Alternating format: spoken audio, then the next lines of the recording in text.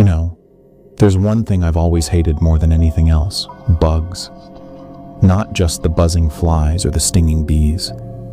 I'm talking about the nastiest, filthiest, most horrifying creatures you could imagine: cockroaches. And this is the true story of how I ended up face to face with something no human should ever see: the Roach Queen. But before I tell you what happened in my house, I need to tell you what happened before that. Something I never understood until it was far too late. Because this all started with someone else's nightmare. Back when I was still in college, one of my roommates, Paul, used to have this weird obsession. He'd collect horror comics, monster encyclopedias, and record creepy stories from his grandfather. One night, we were up late during a blackout, sitting in candlelight.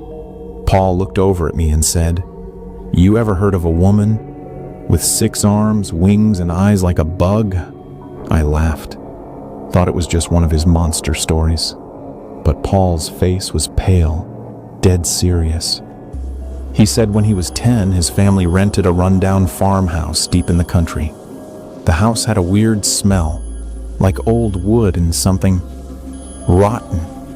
They'd only been there for 2 nights when he woke up and saw them. Roaches, hundreds of them, crawling up the walls, under his bed, even in the sink. His parents didn't believe him until the 3rd night.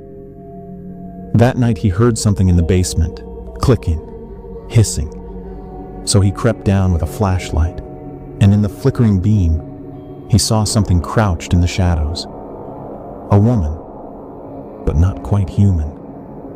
Long tangled hair, skin like chitin, 4 arms, and her eyes, they glowed. Paul never forgot what she said. "You saw me, now you're mine."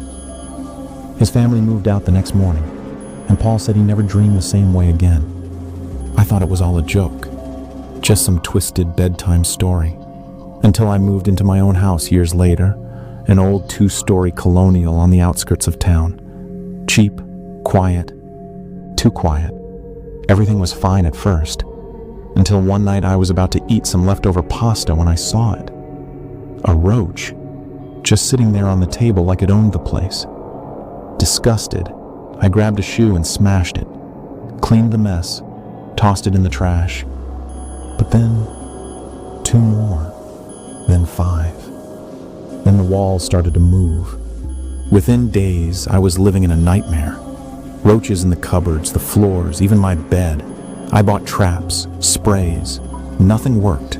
I was losing my mind. So I called in a professional. The exterminator showed up, a tall, no-nonsense guy who'd seen it all. But the second he walked in, his face changed. "This ain't right," he muttered. "Something else is here." He did his job, spraying room to room. The roaches died by the dozens, but kept coming. They were crawling from inside the walls. Finally, there was just one place left: the basement. We opened the door, and that's when everything changed. We descended into the dark, and the smell hit us, sweet and rancid. The air was thick. My flashlight flickered. Then, silence. I turned to the exterminator. He was frozen, staring, trembling. "Leave," he whispered. "Now." Then I saw it. The floor was squirming, massive larvae the size of dogs wriggling in slimy cocoons. And from the shadows, she came.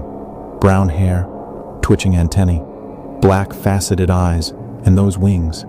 She was beautiful, terrifying, inhuman. The Roach Queen. Behind her, more of her children, bigger, faster, hungry. The exterminator tried spraying, but nothing happened. They didn't even flinch. She hissed.